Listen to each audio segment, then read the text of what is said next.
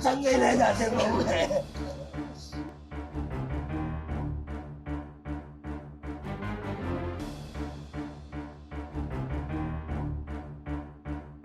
जानकारी मिली है 2 दिन पहले महाराज जी को धमकी दी गई थी कि महाराज जी हम आपकी ईद नहीं मनने देंगे। संगे ले जाते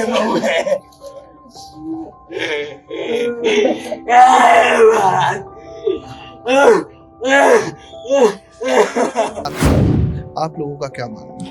ये हादसा नहीं है, ये प्री प्लानिंग है, ये प्री प्लानिंग है और पुलिस प्रशासन अपना बचाव कर रहा है ओनली।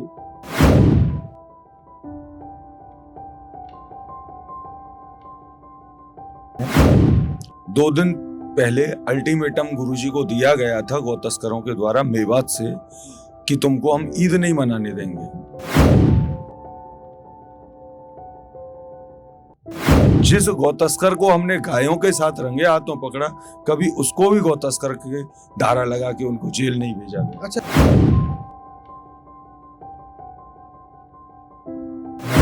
पीछे के मुसलमान लगे हुए बहुत ज्यादा, ये कम से कम 4-6 हजार गौ माता छुड़ा चुके हो। नमस्कार, मैं राकेश मोहन सिंह। आज मथुरा ब्रज की भूमि से एक ऐसी खबर आई जिससे संत समाज और सनातन स्तब्ध है। कहा यह जा रहा है कि गौ सेवक फरसा वाले बाबा चंद्रशेखर जी जब ट्रक का पीछा कर रहे थे, एक ट्रक पर उन्हें शक था कि इसमें गौवंश है और उनकी हत्या हो गई या इरादतन उन पर ट्रक को चढ़ा दिया गया, ऐसा उनके समर्थकों का दावा है। पुलिस का दावा है कि यह एक हादसा है। अभी हम जिस जगह मौजूद है ये वही आश्रम है जहां पर वह गौ सेवा करते थे। और सबसे मजेदार बात यह है कि इस गौशाला के लिए किसी भी तरह का सरकारी फंड अलॉट नहीं होता था। जो भी वो कार्य करते थे वो अपने दम पर, सामाजिक अनुदान पर किया करते थे। और आज इस बात को लेकर दिल्ली आगरा एक्सप्रेसवे दिन में जाम रहा। पुलिस प्रशासन अलर्ट पर है और इस वक्त हम लोग इस आश्रम में मौजूद है और यहाँ पर कोशिश करेंगे लोगों से समझने की कि किस तरह का वह किरदार थे और अपने पीछे वह किस तरह की सनातन विरासत छोड़कर चले। हमारे साथ भगत सिंह जी हैं, 20 साल से फरसा वाले बाबा की सेवा कर रहे हैं, उनके शिष्य हैं। उनसे समझेंगे कि चंद्रशेखर जी फरसे वाले बाबा किस तरह के किरदार थे। जी, ऐसा है कि महाराज जी हमारे यहाँ करीब 40 वर्षों से, हमारा जन्म भी नहीं हुआ था तब से महाराज जी यहाँ रह रहे थे और उनका बहुत बड़ा योगदान रहा है गौ सेवा में। और जब यहाँ पे वो आए थे, अपना ये साधु भेष में आए थे, तो अपनी जो भी उनके नाम प्रॉपर्टी थी वो सब बेच बाच के यहाँ पे आ गए थे और उन्होंने अपने पैसे से गौ सेवा करी और बच्चों को भरपूर सहयोग किया उन्होंने। महाराज जी रात दिन गायों के पीछे भागते रहते, कोई दुनियादारी से कोई मतलब नहीं, ना गांव का कोई सहयोग है, ना किसी से कोई चंदा लेना। जो अपनी इच्छा से दे गया वो ठीक है, गौशाला का कोई ट्रस्ट नहीं है, जो दे गया उसी से अपनी गौ सेवा महाराज जी बराबर से करते चले आ रहे हैं। बात यह है कि महाराज जी को मुझे अभी जानकारी मिली है 2 दिन पहले महाराज जी को धमकी दी गई थी कि महाराज जी हम आपकी ईद नहीं मनने देंगे। और महाराज जी हमेशा ये कहते थे कि भाई चाहे मैं मरूंगा तो गौ माता के लिए मरूंगा और जीऊंगा तो मैं गौ माता के लिए। महाराज जी का एक ही लक्ष्य था, गौ माता, मेरी गौ माता बच जाए, चाहे मेरे प्राण चले जाएं पर मेरी गौ माता बच जाए। और आज उन्होंने ये सपना साकार करके दिखाया। महाराज जी को सूचना मिली थी कि कुछ गौ तस्कर ये कोसी के रूट से आ रहे हैं और कोसी से जैसे वो आए तो उनकी प्री प्लान यही थी कि हमको गुमराह कर दिया कि भाई मतलब ये गाड़ी के पीछा करेंगे और हम अपना दूसरी गाड़ी से उनका मतलब उनमें एक्सीडेंट करेंगे। तो महाराज जिस गाड़ी का हमको शक था उस गाड़ी के पीछे हमने अपनी वाहन लगा रखे थे, मोटरसाइकिल थी हमारे पास में, गाड़ी थी, तो उनसे हम उनका पीछा कर रहे थे। जैसे हमने उस गाड़ी को रोका उस गाड़ी को चेकिंग करने के लिए जैसे ही हम पीछे आए तो तुरंत ही पीछे से गाड़ी आई है, truck Rajasthan number RJ02 CG शायद उसका पूरा नंबर है। हाँ, तो उसने पीछे से टक्कर दिया। तो महाराज जी चलते चलते और एक उपकार करके चले गए हमारे ऊपर कि 2 लड़कों की जान बचा गए। उनको जब लगा कि तीव्र गति से एक ट्रक आ रहा है पीछे से, और 2 लड़कों को उन्होंने बिल्कुल साइड में कर दिया और सामने खुद आ गए। 60 साल की उम्र में जिस तरीके से सनातन और गौ सेवा वो लगातार कर रहे थे, पुलिस प्रशासन का कहना है कि ये एक हादसा है। आप लोगों का क्या मानना है? ये हादसा नहीं है, ये प्री प्लानिंग है, ये प्री प्लानिंग है और पुलिस प्रशासन अपना बचाव कर रहा है। ओनली पुलिस प्रशासन अपना बचाव कर रहा है कि हमारे ऊपर कोई बाधा ना आए। और क्योंकि अगर पुलिस प्रशासन के ऊपर ये बात आएगी कि भाई तुम्हारे होते हुए ये गौ तस्करी हो रही है, तो क्यों हो रही है, क्यों हो रही है? अगर पुलिस प्रशासन सहयोग करता तो ये घटना नहीं होती। पुलिस प्रशासन सहयोग नहीं कर रहा है। इन्होंने अपनी जान पे खेल के गोलियां सरी की खाई है। इतने मतलब कुछ बता शब्दों में बता नहीं सकते हैं कि मतलब इनकी क्या योगदान रहा है। शब्द नहीं है हमारे पास में इनकी योगदान को बताने के लिए। कई गांव के बच्चों को भी गिरफ्तार किया है, डिटेन किया गया है। हाँ, ये जो अभी नेशनल हाईवे को हमने जब जाम किया था, तो वहां पे थोड़ा पथराव हुआ था। पथराव इस कारण हुआ था कि पुलिस के कुछ अधिकारियों द्वारा लाठीचार्ज की गई थी, और लाठीचार्ज करते समय बच्चों ने पथराव किया। कुछ लोग बाहर के थे, कुछ लोग अपने थे, और उनमें से मेरे ख्याल मुझे लगता है जहाँ तक 40 बच्चे अभी हमारे पुलिस हिरासत में हैं। और पुलिस प्रशासन का ये कहना है कि हम इन बच्चों को नहीं छोड़ेंगे, हम इनकी CCTV फुटेज निकलवा रहे हैं, उनके पास में वीडियोग्राफी वगैरह उन्होंने कराई है, और इनको नहीं छोड़ेंगे, इनको जेल भेजेंगे। हम इस बात से बहुत आहत हैं कि हमारे गुरु जी के जाने के बाद में एक कलंक और हमारे माथे पे ये लग गया है कि अब जो बच्चे गौ सेवा के लिए और गुरु जी का नाम सुन के यहाँ आए थे और अपना योगदान दे रहे थे, उनको न्याय दिलाने के लिए आज हमें उन बच्चों को छुड़ाने के लिए मतलब भीख मांगनी पड़ेगी। क्योंकि यहाँ के जो प्रतिनिधि हैं या पुलिस प्रशासन है, सबने अपनी अपनी रोटियां सेकी और सब अपने अपने चले गए। यहाँ तो जो अब हम ही को देखना, हम क्या करें क्या ना करें, अब ये हमारा कोई मार्गदर्शक नहीं है। सीएम योगी आदित्यनाथ ने कहा है कि हम पूरे मामले को देख रहे हैं। अखिलेश यादव ने कहा है कि सरकार को इस्तीफा दे देना चाहिए।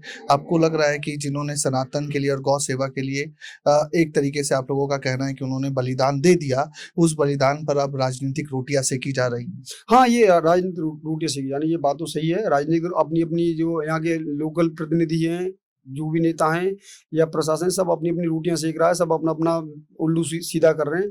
बाकी वास्तविकता यहाँ का जो लोकल प्रशासन है, जो DM साहब हैं, SSP साहब हैं, या अभी जो हमारे DIG साहब रहे थे जो अभी आगरा हैं, तो वो भी अच्छी तरीके से महाराज जी से परिचित थे और उनका भी योगदान रहा। बशर्ते आप कोई कोऑपरेट नहीं कर रहा है। आप तो उन्होंने खुद साफ साफ शब्दों में ये कह दिया है कि ये एक हत्या है, मतलब ये एक्सीडेंट है, ये एक्सीडेंट है, ये मतलब गौ तस्करी में इसका कोई संपर्क नहीं है। कि जो सांसद है मौजूदा मथुरा की हेमा मालिनी या विधायक आपके जो है, उन्होंने आपसे किसी तरह का संपर्क स्थापित किया? ये हमारे कैबिनेट मंत्री चौधरी लक्ष्मी नारायण जी, उनके प्रतिनिधि आए थे, नरदेव जी, और उन्होंने ये सब मतलब ये बखेड़ा इकट्ठा किया है और उन्होंने कहा कि दाह संस्कार करा दो, लाठीचार्ज बहुत सारी हुई है, बच्चे छूट जाएंगे। हमको आश्वासन दे दिया कि आप अंतिम संस्कार करिए और आपके बच्चे छूट जाएंगे और आपकी हर मांग पूरी। हमारी मांग ये थी कि ऐसा हुआ है कि जब जिस गाड़ी को हमने पकड़ा था, उसके जो ड्राइवर और कंडक्टर थे वो भाग रहे थे, तो पुलिस ने उनको अपनी गिरफ्त में ले लिया। तो पुलिस वालों ने उनको निकाल दिया, उनको छोड़ दिया वहां से। अच्छा, वो लोग छूट गए? हाँ, वो लोग छूट गए। अब वो लोग जो छूट गए, तो हमारी ये 3 मांग थी कि भाई ऐसा चलो जो भी कुछ हुआ गौ माता की कृपा से, अब कुछ बोल नहीं सकते। जो पुलिस वालों ने उनको छोड़ा है, उनको सस्पेंड किया जाए। दूसरी बात, हमारे जो गुरुजी के साथ में ये घटना घटित हुई, उनका एनकाउंटर होना चाहिए तत्काल प्रभाव से।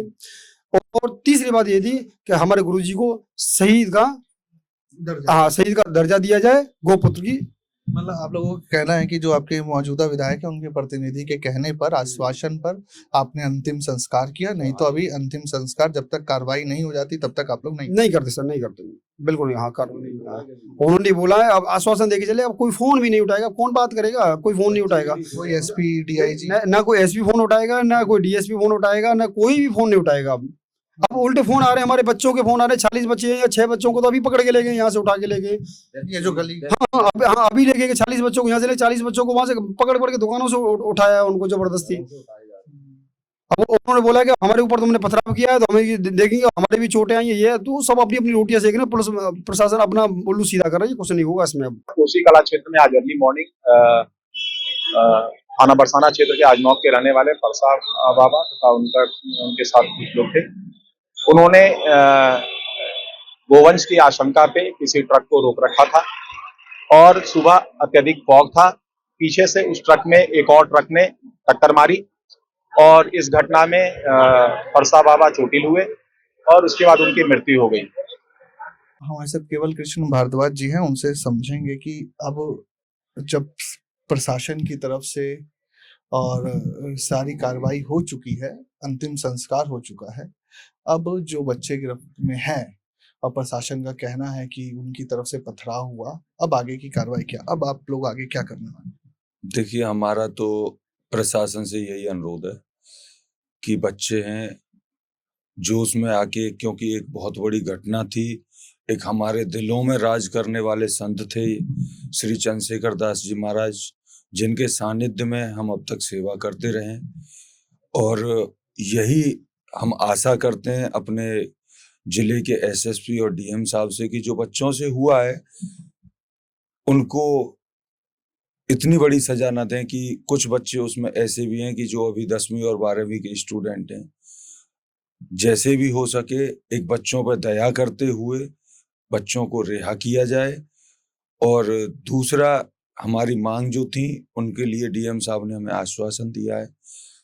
जो हुआ एक दर्दनाक घटना है, ऐसा नहीं है कि सिर्फ गौरक्षकों को ही इसका दुख है, हमारे साथ जो पुलिसकर्मी हैं उनको भी दुख है, क्योंकि कुछ तो प्रशासन के कर्मचारी भी ऐसे हैं कि जिनके दिलों पे बाबा राज करते थे। आज वो भी बहुत ज्यादा हताहत हैं कि ऐसी घटना हुई तो कैसे हुई।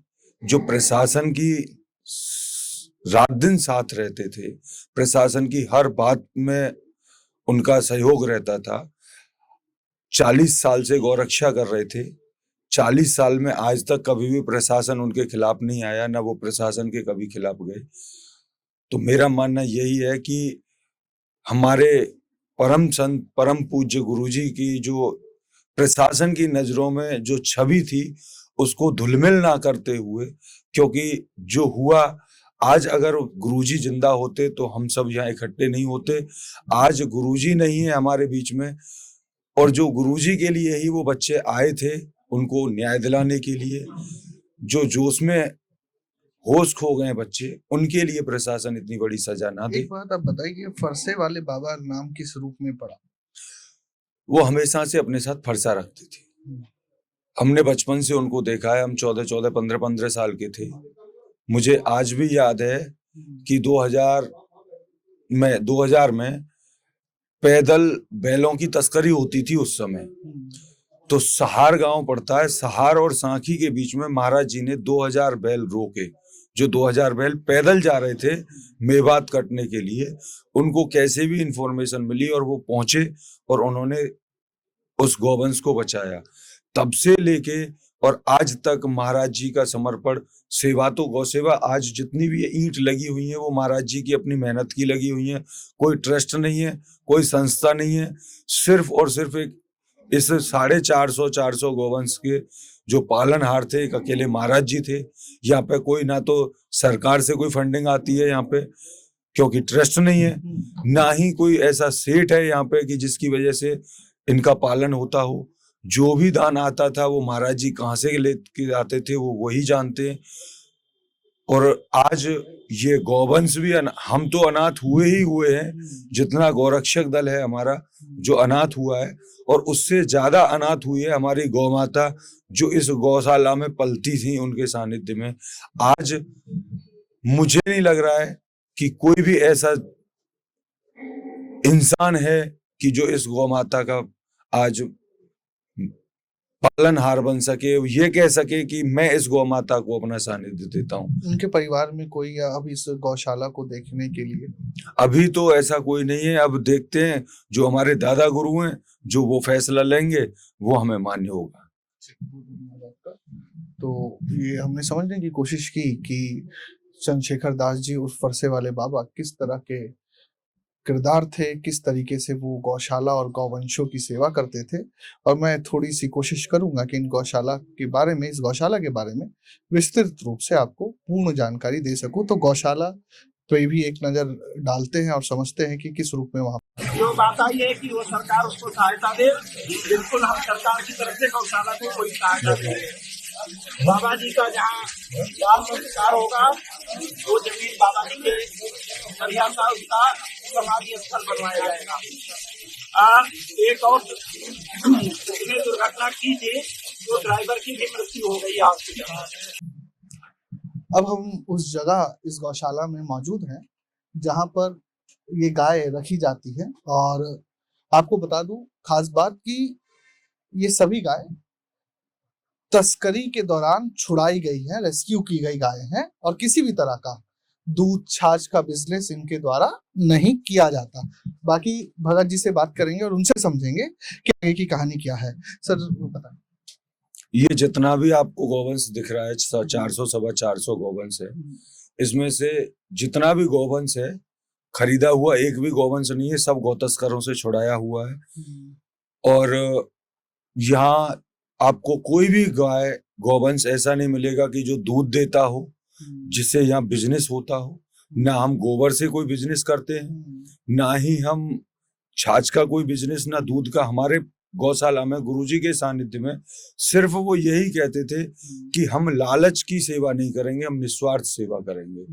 तो अगर यहाँ कोई गौवंश अगर बच्चा भी देता है तो कभी दूध निकाला नहीं जाता, उसका दूध बच्चा ही पीता है, उसका पूरा दूध। जैसे अपने गांव देहात में देखा है कि थोड़ा दूध पिला देते बाकी नहीं, यहाँ पे बच्चा खुला ही रहेगा। और आप देखोगे छोटे छोटे बच्चे, आपने उधर भी देखे होंगे कि वो बच्चे एकदम स्ट्रांग हैं, फुर्तीले हैं। क्यों? क्योंकि हम दूध नहीं निकालते। जिनके हक का दूध हम पिएंगे तो वो कमजोर अपने आप ही हो जाएंगे। और जो अपना पूरा दूध पिएगा, मेरी माँ का दूध अगर कोई और पिएगा तो मैं कमजोर रह जाऊंगा। तो वही हमारे गुरुजी ने कहा कि इनके माँ का दूध यही पिएंगे, हम नहीं पिएंगे। एक मेरा सवाल है आपसे कि कई लोगों का ऐसा कहना है कि हादसा था और अब इसे धार्मिक रंग देने की कोशिश की जा रही है, धर्म का मुद्दा बनाया जा रहा है। ऐसा कुछ नहीं है। 2 दिन पहले अल्टीमेटम गुरुजी को दिया गया था गौ तस्करों के द्वारा मेवात से कि तुमको हम ईद नहीं मनाने देंगे। तो उनकी जो अल्टीमेटम था वो पूरा हो गया। अब उसको चाहे हम एक्सीडेंट का रूप दे दें या उसको एक रची हुई साजिश के तहत एक हत्या का रूप दे दें, हुई हत्या है। क्योंकि जिस तरीके से रोडों पर हम महाराज जी के साथ 22 साल से हैं, आज तक ऐसी कोई घटना नहीं हुई कि हमारे किसी बच्चे को भी कभी एक्सीडेंट से घायल होना पड़ा हो या गौरक्षा में हमारा कभी कोई बच्चा घायल हुआ हो। रात रात हम रोडों पर रहते हैं। कम से कम ज्यादा नहीं 50 गौ तस्कर और 50 गाड़ी पकड़ के हमने प्रशासन को दी है। कभी प्रशासन ने उन गाड़ियों को ना तो गौ तस्करी में डाला कि ये गौ तस्करी में पकड़ी हुई है। जिस गौ तस्कर को हमने गायों के साथ रंगे हाथों पकड़ा, कभी उसको भी गौ तस्कर के धारा लगा के उनको जेल नहीं भेजा गया। अच्छा, कई लोग आए आप लोगों को सपोर्ट करने के लिए, दक्ष चौधरी है और बाकी कई संत आए। किसी संत से आप लोगों की बात हुई या उन्होंने गौशाला से बात करने की कोशिश? किसी संत ने, ना तो हमसे किसी संत ने गौशाला के ऊपर बात की, ना ही हमसे किसी गौरक्षक ने गौशाला के ऊपर बात की, ना ही किसी ने हमारा दर्द पूछा कि आज हम अनाथ हुए हैं। हमारे माँ भी यही थी, हमारे बाप भी यही थे, हमारे गुरु भी यही थे। आज किसी ने हमसे नहीं पूछा। सब जितने भी यहाँ, चाहे वो नेता आए हों हमारे लोकल के या वो और कहीं से आए हुए हों, जितने भी आए वो सिर्फ और सिर्फ अपनी रोटी सेकने के लिए आए।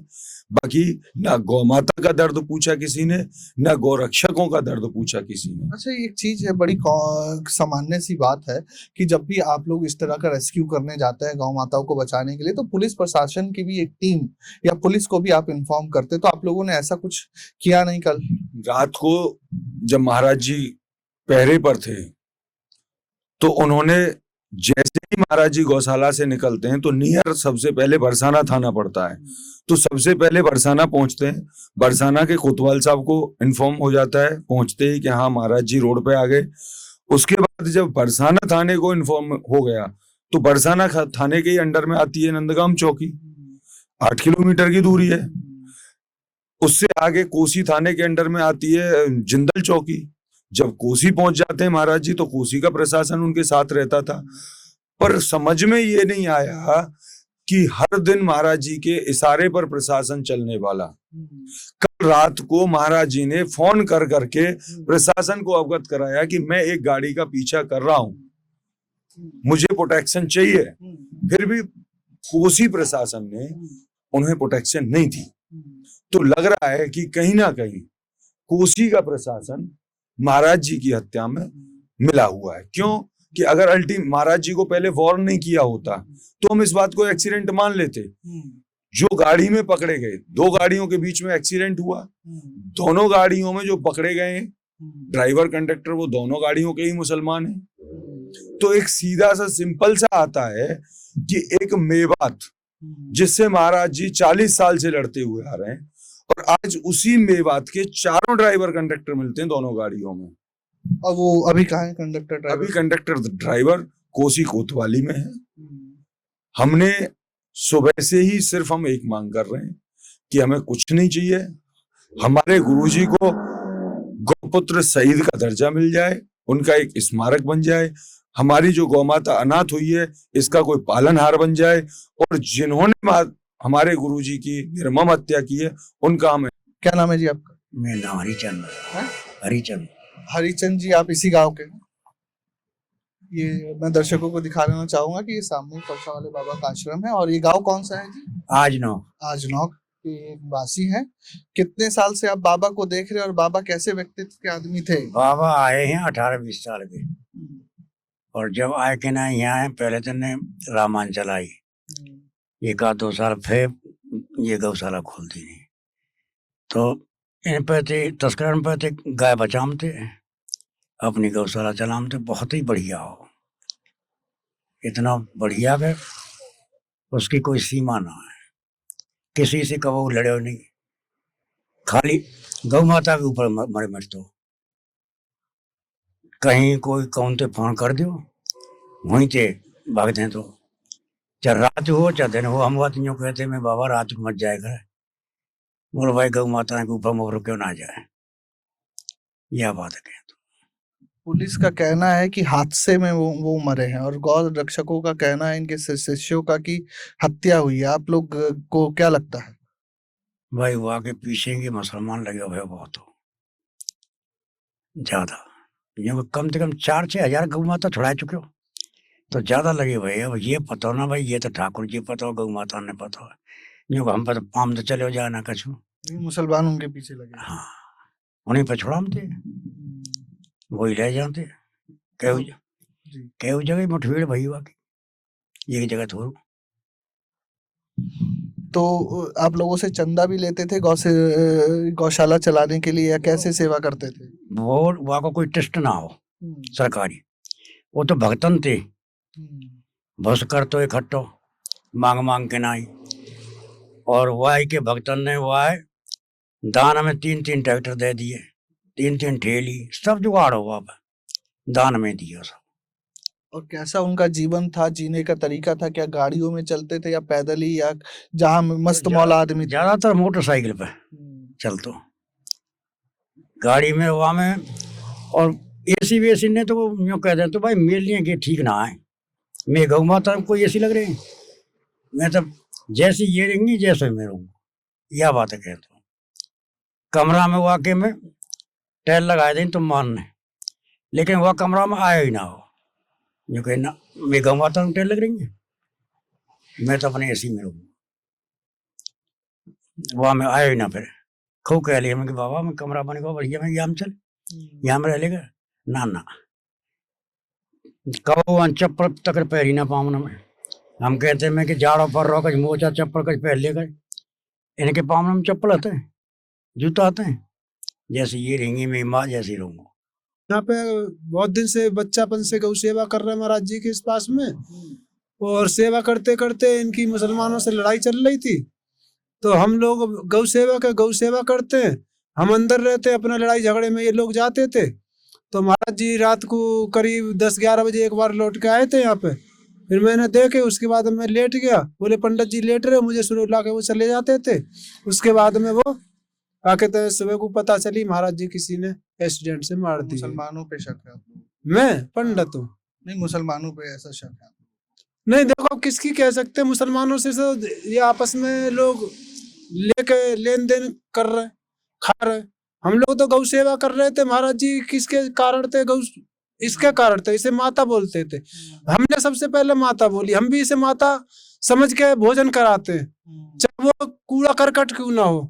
कूड़ा करकट तो नहीं खाएंगे, वही हम सेवा करते थे। और हमें तो देखो बाबा महाराज जी के पास में सेवा करते करते ये टाइम आ गया, लंगोटी तक हमने धोई, सब कुछ हमने किया, लेकिन हमें महाराज जी से कुछ ना। महाराज जी ने मुझसे एक ही बात कही थी कि पंडित जी तुम जिंदगी भर सेवा करोगे गौ सेवा? मैंने हाँ महाराज जी गौ सेवा करेंगे जिंदगी भर। जी, तो ये वही फरसा है जो बाबा लेकर चला करते थे। अब ये देखना है कि इस फरसे की जिम्मेदारी भविष्य में कौन निभाएगा। तो अब जो लोगों का कहना है कि जैसा दादा गुरु तय करेंगे, हमने समझने की कोशिश की कि आखिर पूरा प्रकरण क्या है।